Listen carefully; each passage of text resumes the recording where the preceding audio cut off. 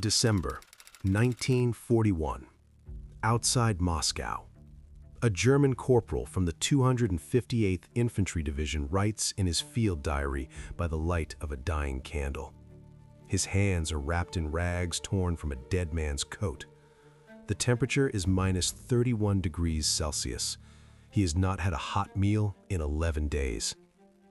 He writes, "They do not fight the way men are supposed to fight.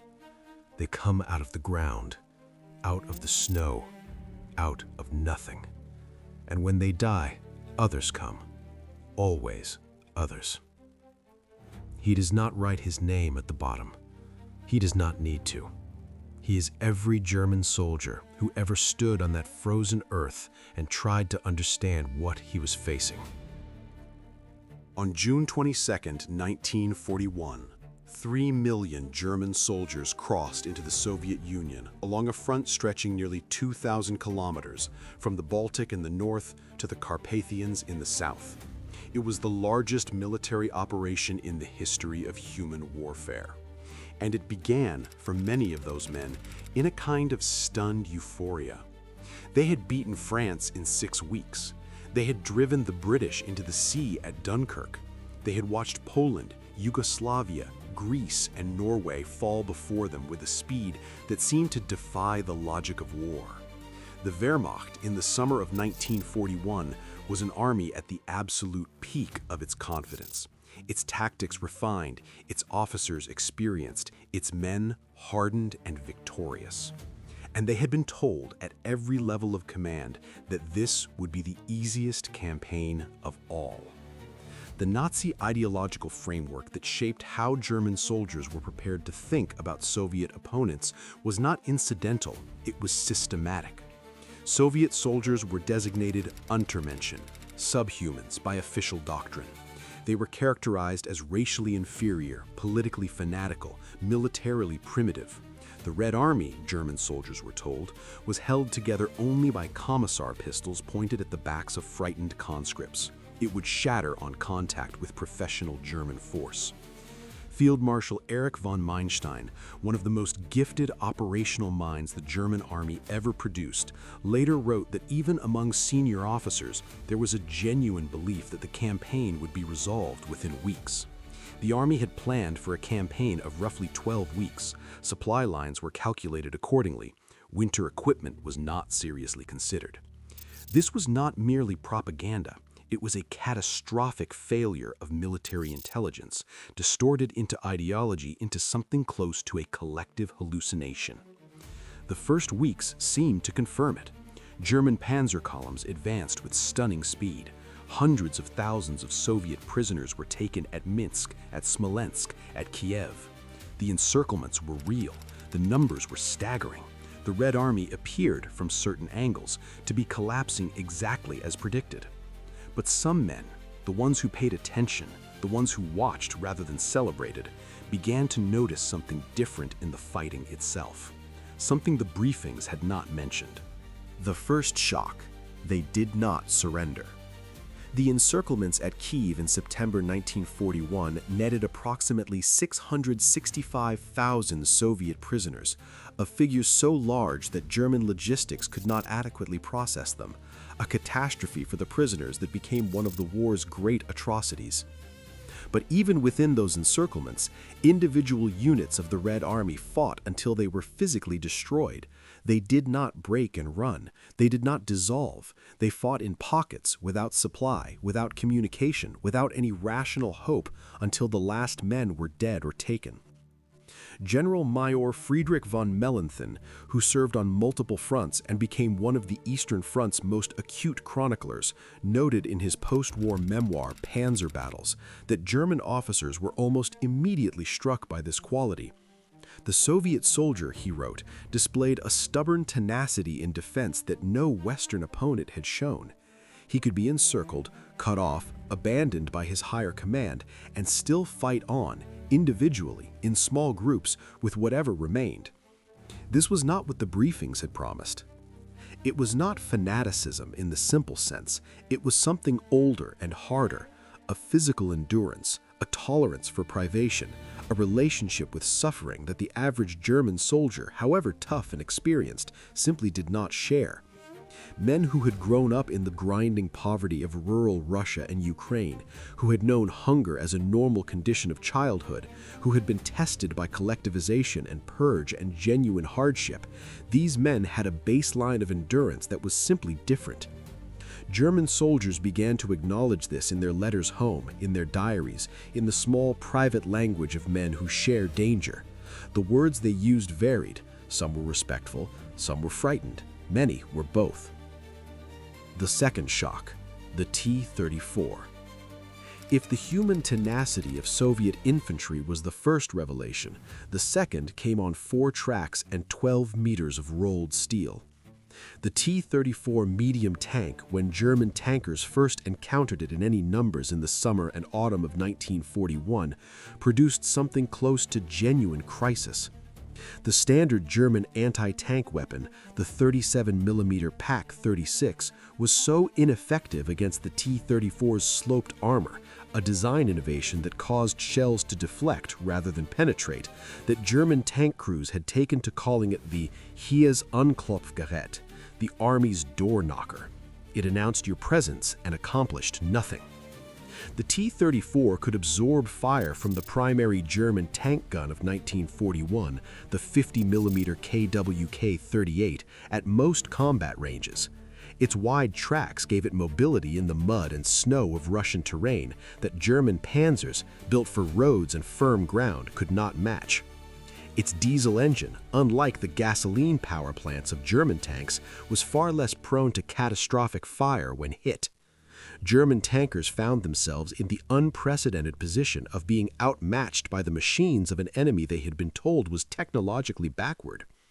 The solution, flanking shots at close range, targeting the engine compartment, using the 88mm anti-aircraft gun in a ground roll, worked, but it required a discipline and tactical skill that acknowledged implicitly that the T-34 could not simply be beaten head-on. The psychological impact was significant and lasting.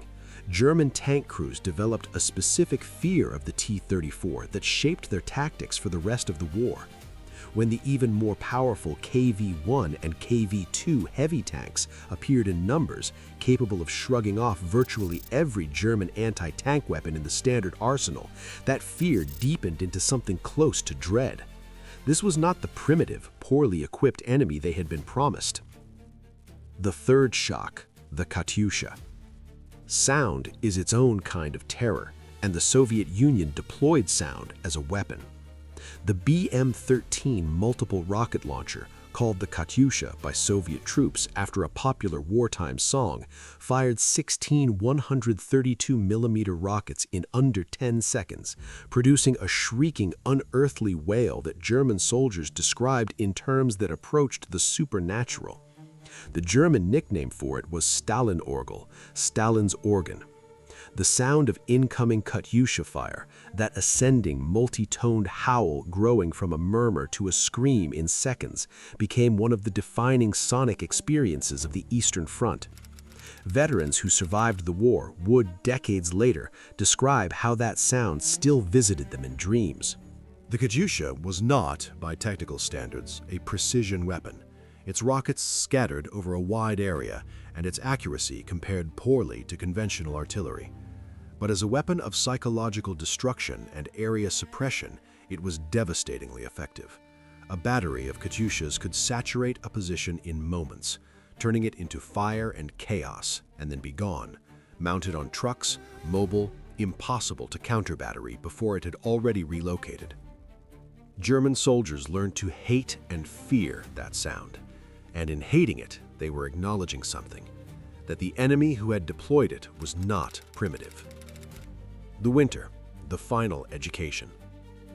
It was the winter of 1941-42 that completed the German soldier's education about his opponent. The Wehrmacht arrived at the gates of Moscow in late November 1941 without winter equipment. This was not a rumor, it was documented reality. Soldiers wrapped themselves in newspaper, they burned furniture for warmth. Weapons failed in the cold, lubricants congealed, bolts froze. Mechanisms that had been engineered for temperate European conditions simply stopped functioning at -25, -30, -40 degrees. Soviet soldiers did not have this problem. They had felt boots, Valenki, designed for precisely this climate. They had white camouflage smocks. They had weapons, most critically the PPSH-41 submachine gun, engineered to function in extreme cold, its simple mechanism tolerant of conditions that would jam an MP-40. They moved across snow on skis. They appeared to frostbitten German observers to be natural elements of the landscape, creatures of the winter itself, at home in conditions that were killing their enemies simply through exposure. The Soviet counteroffensive before Moscow launched on December 5, 1941, the same day Hitler, in a document of extraordinary historical irony, signed the Nacht und Nebel decree in his warm headquarters, drove the Wehrmacht back from its closest approach to the Soviet capital. The first German strategic defeat of the war was delivered by men who had been described months earlier as subhuman. Grudging respect and its limits. What emerged in German soldiers over the course of 1941 and deepened through the catastrophic years that followed, Stalingrad, Kursk, the grinding retreat from the Dnieper to the Oder, was a form of respect that was almost never free of fear, ideology, or brutality. The Wehrmacht's war in the East was not simply a war between armies. It was fought within a framework of ideological exterminism that sanctioned and encouraged atrocities against Soviet prisoners, against civilians, against the Jewish populations of the occupied territories. The same German soldier who might write in his diary about the bravery of a Soviet opponent was operating within a system that starved Soviet prisoners of war to death by the millions. Approximately 3.3 million Soviet POWs died in German captivity, a mortality rate of roughly 57% that stands as one of the war's most deliberate atrocities. These two things were not contradictory, they were simultaneous. Respect and dehumanization existed in the same minds, the same units, the same days. Understanding this is essential to understanding the Eastern Front honestly. Helmut Pabst, a German artillery officer who survived the war and published his letters as The Outermost Frontier, wrote with genuine humanity about the landscape and the people he encountered. He also served in a system that was committing mass murder. Both are true. The Eastern Front does not permit simple judgments. What the German soldier's evolving view of his Soviet opponent does tell us is something about the nature of ideology when it collides with reality. The propaganda said one thing. The man coming out of the frozen earth in a white smock, firing a PPSH-41 until the magazine was empty and then drawing a knife, that man said something else entirely. Most German soldiers, over time, listened to the man. By 1943, the transformation in German military assessment of Soviet forces was essentially complete at the professional level. After Kursk, the largest tank battle in history, fought across the Russian steppe in July and August of 1943, involving roughly 6,000 tanks and 4 million men, even the most ideologically committed German commanders could no longer deny that the Red Army had become something formidable. The Soviets had learned. With extraordinary speed and at extraordinary cost, the Red Army's losses in 1941 and 1942 were staggering, running into the millions. They had absorbed the lessons of defeat and rebuilt. Their operational art, the deep battle doctrine developed by theorists like Marshal Georgy Zhukov and Alexander Vasilevsky, had grown into something the Germans recognized uncomfortably as genuine military sophistication. German intelligence reports from 1943 onward describe Soviet formations in terms utterly different from 1941. The casual contempt is gone. In its place is a careful, often anxious assessment of Soviet capabilities, their logistics, their air power. The Lag-3 and later Yak-9 fighters had ended German air superiority over the front, their artillery, their ability to conduct large-scale deception operations. The Red Army that crossed the Oder into Germany in early 1945 was, by any military metric, one of the most powerful fighting forces in human history. It had been forged in a crucible of loss almost beyond comprehension. The Soviet Union lost approximately 27 million people in the war. a figure that, even repeated slowly, fails to land with adequate weight. 27 million. Every family, every village, every city. The German soldiers who had stood on Soviet soil, who had fought from the sunflower fields of Ukraine to the ruins of Stalingrad to the frozen forests outside Leningrad, knew by the end that they had encountered something real, something that ideology had not prepared them for and could not explain. What they had found underneath all the propaganda and fear and brutality was an army of human beings who refused to stop. There's a letter in the German military archive at Freiburg, one of millions, most of them never published, most of them read by no one living now. A letter is written to his mother from somewhere on the Don steppe in the winter of 1942. He's cold. He's frightened. He has watched men he knew die in ways that make the word death feel inadequate. He writes, "The Russian soldier is not what they told us. He is a man. He suffers as we suffer. He is afraid as we are afraid, and yet he keeps fighting. I think about this often. I do not know what it means, but I think about it." He never had the chance to resolve that thought. The letter was his last. What it means, what any of it means, is something history leaves to the living to wrestle with.